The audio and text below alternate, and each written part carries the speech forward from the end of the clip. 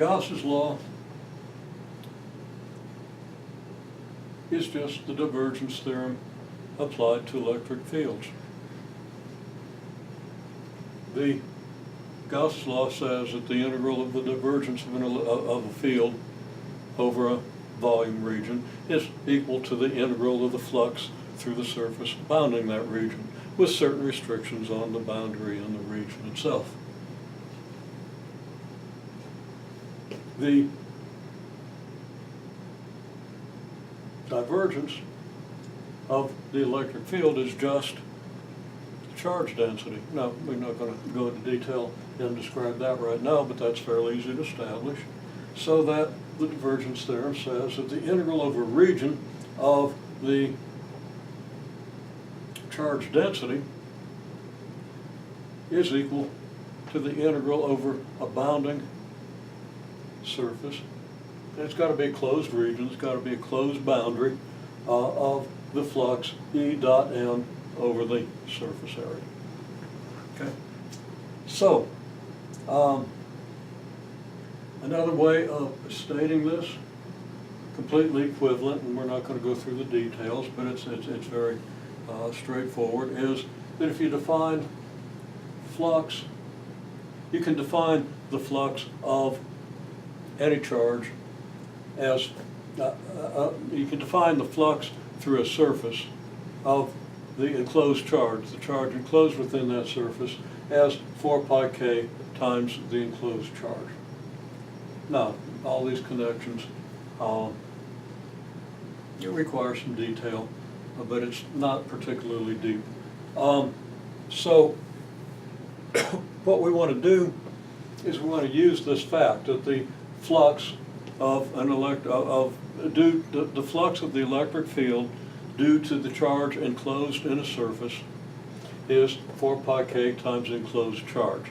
Given the right kinds of symmetry, you can apply this to obtain results that would be much more involved if you had to do an integration of, let's say, the rho of x, y, z over the entire region, or the integral that we looked at previously, where you take the density within each region, multiply by the volume of the region, or take the density at sample point of each region, multiply by the volume of that region, and use the r vector from that point to whatever point you're trying to calculate, at which you're trying to calculate the field.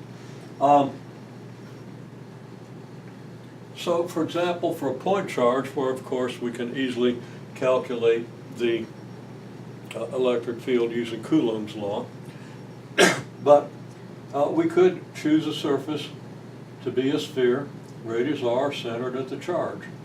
The charge enclosed is just the point charge q, and we would then apply Gauss's law. The flux of that charge would be 4 pi k times q.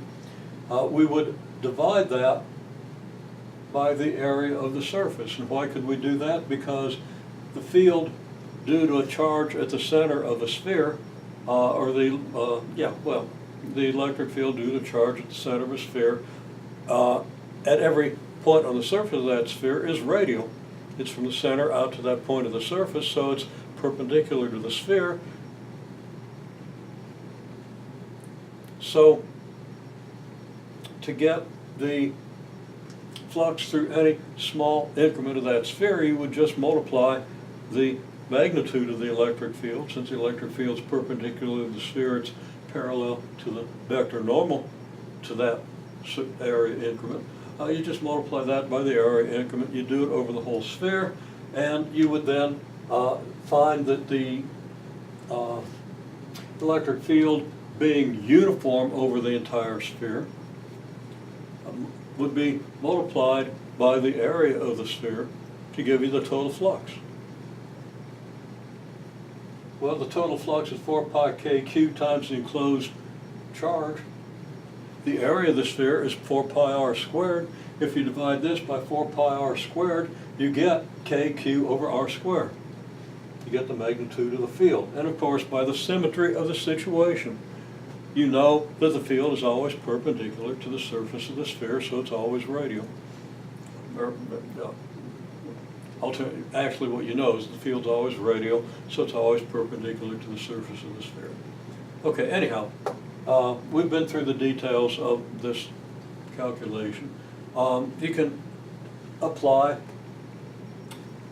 this idea to an infinite line charge. We have an infinite line of charge.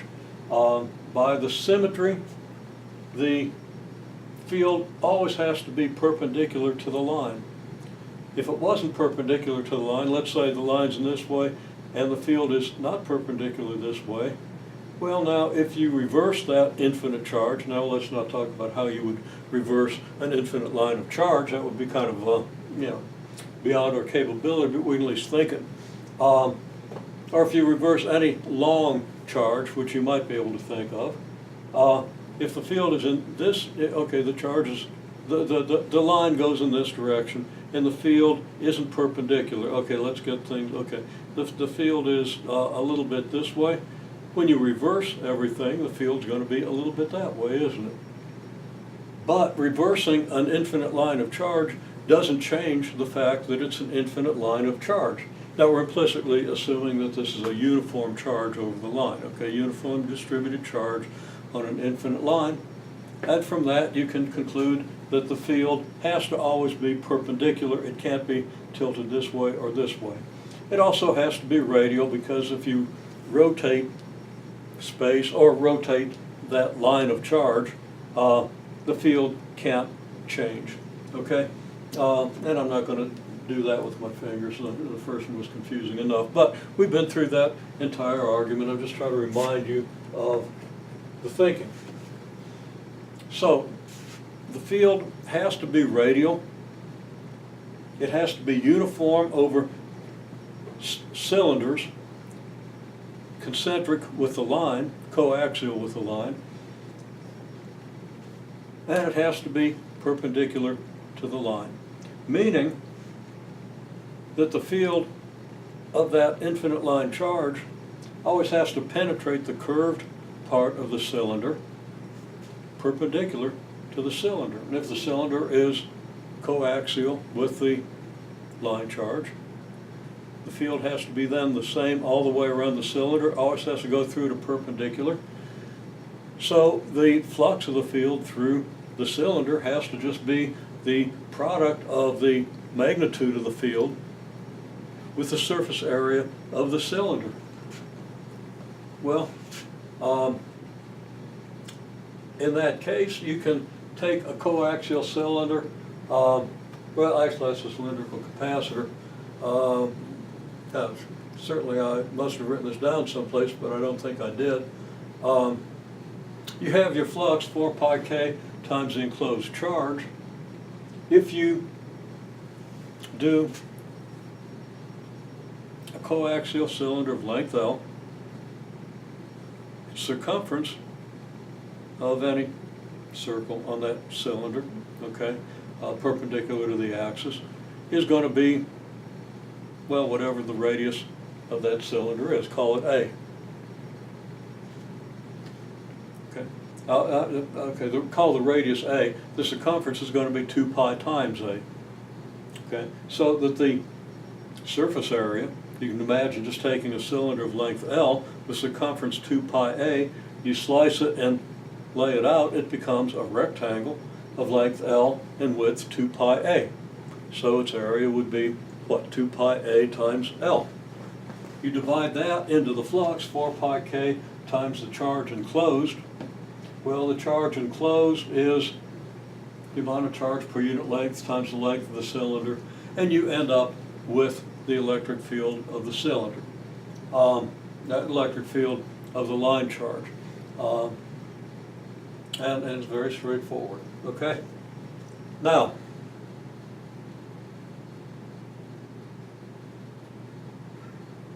if there's a plane charge distribution, I just say look it up. And I'm not going to wave my hands and talk about it now, except to say if it's an infinite distribution, then the charge doesn't, or the field doesn't fall off with distance from the plane. It turns out that if you do what I said with the infinite line charge, the field falls off as the first power of your distance from the line charge. as it falls off by the square of the second power from the distance of a point charge. If you go to the plane charge, it goes as a 0th power. That is, it doesn't change with your distance from the infinite plane charge. Okay, and what we say about an infinite line charge is true of a finite line charge as long as you're much closer to the charge than you are, or to the line than you are to the ends. And that just has to do with the flux through the ends making a small contribution to the total flux. If you're far enough from the ends, that contribution becomes negligible. In a way I could detail, but you should probably think through that when your book discusses it. Now your book also gives you good discussion of plane charge, so that one's fairly easy to understand, and they have really good pictures. Okay, well, we'll go on in a minute. This video might be getting a little long. I'm sure you think it's getting too long.